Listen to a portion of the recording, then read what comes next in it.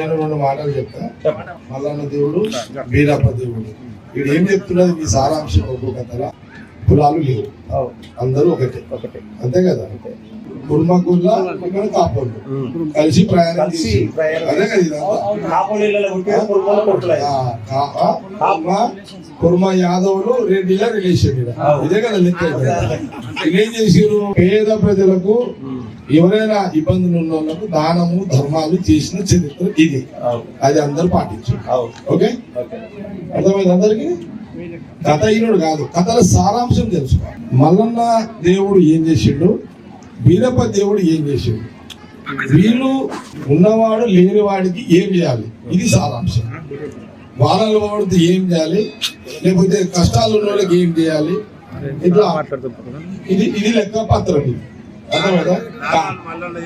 దానాలు మల్లన్న చేసిండు, ధర్మకర్తుడే, ఇది లెక్క. అందుకే నేను ఆడపోయిన ఇదంతా ఇంట ఆడపోయినా ఒక్కొక్క ఇది లెక్క చెప్పిందంటే చాలాసార్లు కలుస్తుంటారు వీళ్ళంతా. సరే, నేను ఎప్పుడు వచ్చినా ఖాళీ పోను 50,000. ఎవరు పెద్దవాడు ఇది నాది. కమిటీ ఏమైనా ఉందా? ఎవరు కమిటీ ఎవరు?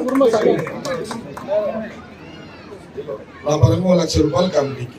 ఓకే ఓకే, ఇప్పుడు ఒక్కొక్క చెప్పి తిని అమలు చేయండి, అంతే నేను చెప్పేది. ఓకే, అందరికి నమస్కారం.